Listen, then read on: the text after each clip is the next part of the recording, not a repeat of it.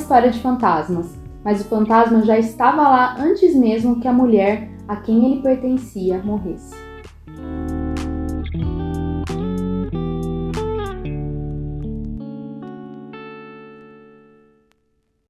Olá, cabeçudos! Tudo bem com vocês? Esse é o primeiro vídeo do Cabeceira em 2023, então feliz ano novo! Nesse mês muito especial, como todos os outros que eu sempre falo que é muito especial, a gente escolheu um tema que é até que fácil, vamos assim dizer, né?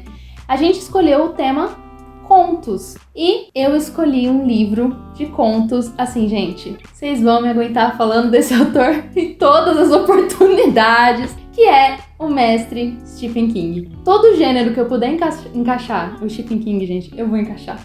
Mas esse livro que eu escolhi, em especial, teve um seguidor nosso que pediu por DM quando eu postei. Eu não lembro o seu nome, me desculpa, seguidor, mas se você fez a encomenda dessa resenha, comenta aqui embaixo, fui eu. E pra vocês verem também que a gente cumpre as nossas promessas. Então eu tô trazendo aqui a resenha desse livro de contos do mestre Stephen King, que é Escuridão Total Sem Estrelas.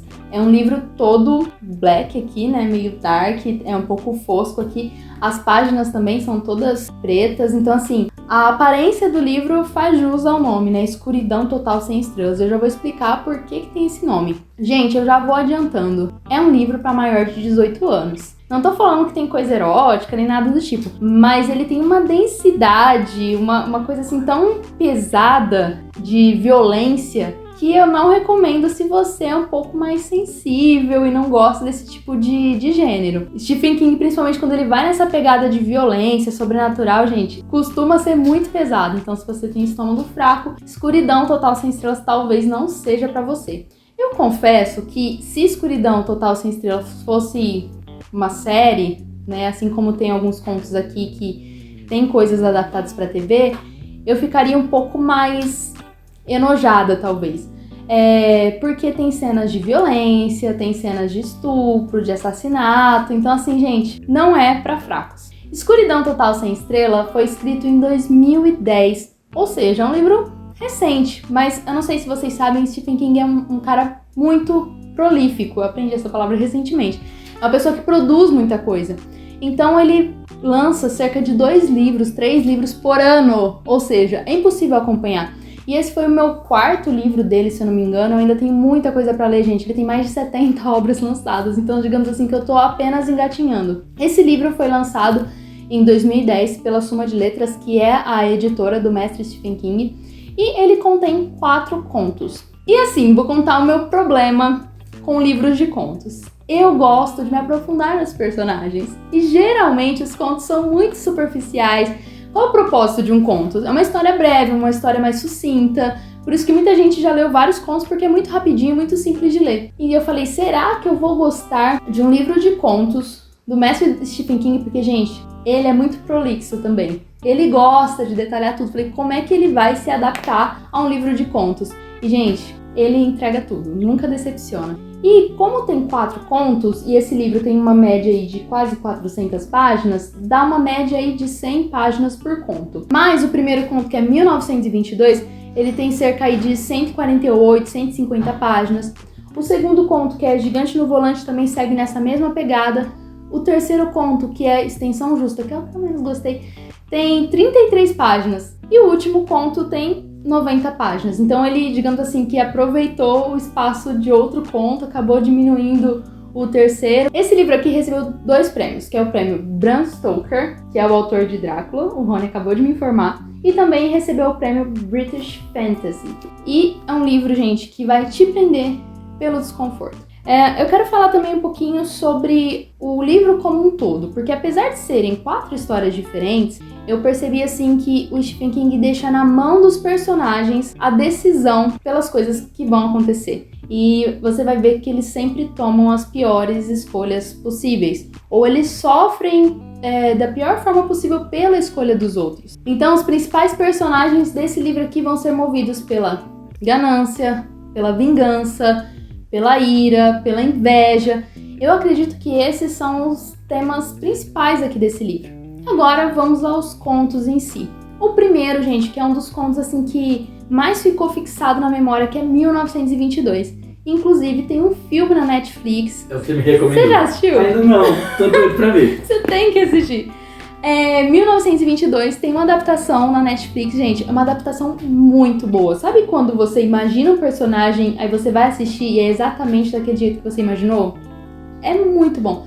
O final, eu acho que deu uma divergência com o final do livro, porque eu acho que o final que foi mostrado ali na série, no filme, quer dizer, ficou um final mais aberto, tipo, com vários pontos de interrogação. E aqui no livro é um final meio macabro, assim, que você fala, nossa, credo, termina dessa forma.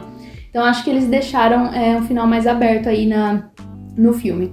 1922 se passa numa fazenda nos Estados Unidos, na década de 20. E nessa fazenda tem um personagem principal que é o Winfred. O Winfred, ele é um típico homem de sua época, que ama a sua propriedade, ama a sua produção de milho.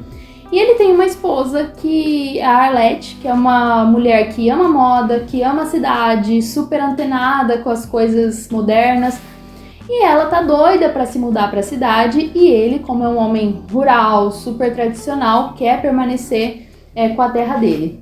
Só que a terra em que ele vive é herdado do pai dela, então é a herança que o pai dela deixou para ela. E surge uma oportunidade, uma oferta para que ela venda essas terras por uma empresa que está chegando na cidade, que é uma empresa de frigorífero, e ela fica doida para vender, porque ela ia ganhar uma grana, eles iam se mudar para a cidade, iam construir a vida na cidade, ela ia poder abrir a boutique dela, que sempre foi o sonho dela.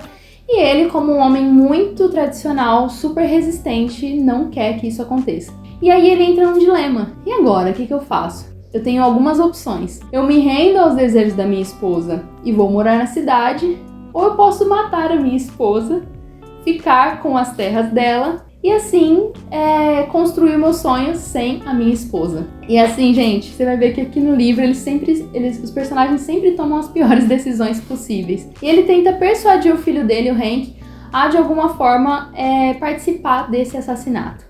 E assim, gente, eu não tô dando spoiler, tá? Porque assim, tá escrito aqui no prefácio do livro. Ele precisa decidir entre abrir mão das suas terras ou abrir mão da sua esposa. E ele decide abrir mão da sua esposa. Então tem todo esse planejamento de como ele vai assassinar a esposa de uma forma talvez que ela não sofra, de uma forma mais sutil. E o mais louco do livro é que depois parece que a esposa fica atormentando ele. Mas aí você não sabe se é o sobrenatural ou se ele tá ficando doido. Ou a consciência que bateu, né? Ou se a consciência bateu. Mas tudo começa a piorar na vida dele. Assim, vai ladeira abaixo após a morte dela. Que aí vem polícia investigar, a plantação dele não vai bem. Então, assim, todo o enredo do livro é com base nessa questão de como é o psicológico de uma pessoa que cometeu um crime. Isso lembra um pouco Crime e Castigo, talvez. Mas assim, gente, o livro é muito bom e em nenhum momento fala que é sobrenatural, mas dá a entender que é sobrenatural. Ou ele tava ficando muito louco. Eu acho que ele tava ficando muito louco. Assim como o Raskolnikov em Crime e Castigo. O segundo conto se chama Gigante no Volante, que também tem aí uma média de 150 páginas, que é um dos contos mais intragáveis, porque se trata do tema estupro. Vocês estão percebendo que em momento nenhum eu fiquei falando muito de escuridão total sem estrelas, talvez dá a impressão de que são coisas sobrenaturais, mas a gente percebe que a ênfase do autor é na maldade humana. Então tem uma mulher, que ela é escritora, a Tess. Ela escreveu mais de 12 livros e ela foi convidada para dar palestra em uma determinada cidade para falar sobre o último livro que ela tinha publicado. Na volta, uma mulher indica um caminho para ela, que eu acho que foi planejado, e ela acaba furando o pneu do carro. E é claro que nessas horas não tem sinal, não tem ninguém para ajudar, é totalmente deserta a estrada. E aparece um homem de mais de 2 metros de altura, todo solícito. Não, eu vou ajudar, eu vou trocar, tal. E ele acaba sequestrando ela. Ela acaba sendo estuprada. Então, assim, gente, tem detalhes, é pesado. E esse conto, basicamente, é focado na vingança da Tess contra esse homem e contra a família dele. Então, assim, tudo bem que ela sofreu o que ela sofreu. Mas, assim, a forma como ela se vinga também, gente, é pesado. E também ela fica nessa dúvida, será que eu denuncio ou não? Que é o dilema de muitas mulheres também que sofrem por isso. ela também fica nessa questão, e se eu denunciar e meu nome ficar conhecido como a escritora que foi estuprada, e se as pessoas começarem a comprar meus livros com essa justificativa? Ela não queria ser manchada por essa história. E ela acaba querendo, não justiça, mas vingança, né? Resolver a questão ali com as próprias mãos. O terceiro conto, que é o mais curtinho, me lembra muito um episódio de Supernatural. Vou contextualizar aqui, já gostou? Nós todos, na verdade. Um homem, ele... Como é que é o nome dele mesmo? Deixa eu ver aqui. David Streeter. Crowley. Não é o Crowley, mas não parece. Ó, olha só. Ele descobre que ele tá com câncer terminal. E ele vai numa lojinha, achando que é uma loja normal, e o cara oferece pra ele uma extensão de vida. Ele pode prolongar a vida dele. Entendi. Não parece um pacto que ele fez ali com o Crowley? Mas é claro que nada fica de graça, gente. Ele ofereceu uma extensão de vida, mas iam ter as consequências. E ele ia ter que escolher uma pessoa pra sofrer tudo aquilo que ele estava sofrendo fisicamente. E aí, não dá pra saber se é um demônio, se é uma criatura mística que faz esse pacto com ele. Em nenhum momento é falado. Fala que ele às vezes mudava de feição, mas de fato não dá pra saber. E me lembrou muito o episódio de Supernatural, gente. Quem gosta de Supernatural vai saber. E aí ele fala, olha, tem alguém da sua vida que você odeia muito e que você quer descontar toda essa carga que vai ser transferida pra essa outra pessoa? Ele começa a pensar. E ele se lembra de um, entre aspas, amigo da infância que roubou a namorada dele. Então tudo aquilo que ele estava sofrendo vai ser transferido pra essa pessoa. E assim, ele acaba ficando muito bem, muito rico, muito tudo. E esse, entre aspas, amigo dele se ferra muito. E o mais engraçado é que ele fica do lado desse amigo como se fosse amigo. É bem curtinho, tem 30 páginas. Não é que eu não gostei. É que comparado à profundidade dos outros, esse é muito mais superficial. Mas parecia que eu tava assistindo um episódio de Supernatural e acabou. E o último conto se chama Um Bom Casamento. Conta a história da Darcy Anderson, que é uma mulher que já tá ali na meia idade, casada há muitos anos, com o mesmo parceiro. Ela acha que ela sabe tudo a respeito do marido. E assim, quem namora há muito tempo, ou quem é casado já há um tempo, faz 7 anos que eu conheço o Gui, que eu namoro desde o namoro até o casamento. Eu já sei tudo que ele vai falar. Porque começa a ficar previsível as coisas. Às vezes pela cara dele eu sei se ele gostou, se ele não gostou, eu sei o que ele gosta de comer. E ela, como era casada, eu não lembro o tempo de casamento, mas ela era casada há muitos anos. E os filhos já estavam grandes, já tinham se mudado de casa. Ela sabia tudo a respeito do marido. Será? Até que um dia, ela fazendo um limpo ali na garagem, né? E as garagens americanas são cheias de como se fosse um quartinho da bagunça. Ela descobre uma caixa. E essa caixa contém algumas coisas que eu não vou contar pra vocês, que vocês vão ter que ler, que revela quem de verdade é o marido dela. E aí, ele de repente chega em casa e ela não sabe se ela disfarça, se ela denuncia, se ela conta pra ele. E a história se resume basicamente nisso. Mas, gente, dá muita agonia. Tipo, será que ela vai contar? Será que ele sabe que ela sabe? Enfim, dá um pouco de desespero. Mas ela também é movida pelo sentimento de vingança por tudo aquilo que o marido dela tinha feito.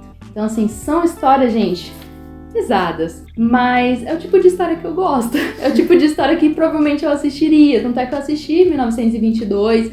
Supernatural também lembra muito a Extensão Justa. E agora, pra encerrar, eu quero ler um pedacinho do pós-fácil que o Stephen King deixou. Eu tava comentando aqui com a Lívia, leia um pós-fácil do Stephen King, porque geralmente ele vai contar curiosidades da história, dificuldades que ele teve na escrita, vai homenagear alguém, é sempre muito emocionante. Então, ele coloca assim no comecinho do pós-fácil. As histórias desse livro são chocantes. Você pode ter achado difícil de lê-las em alguns momentos. Se foi o caso, posso assegurar que também achei difícil escrever as histórias em alguns momentos. Então, ele achou difícil escrever e a gente acha difícil ler. E aqui no finalzinho, ele conta várias curiosidades sobre 1922 e tal, como ele decidiu escrever as coisas. E o último parágrafo, ele fala assim: tudo bem, acho que já ficamos aqui embaixo na escuridão por muito tempo. E como é o nome do livro, né, Escuridão Total Sem Estrelas, a gente vê que a escuridão se refere à escuridão da alma das pessoas, e não a escuridão que envolve o sobrenatural. Acho que já ficamos embaixo aqui por muito tempo. Há todo um outro mundo lá em cima.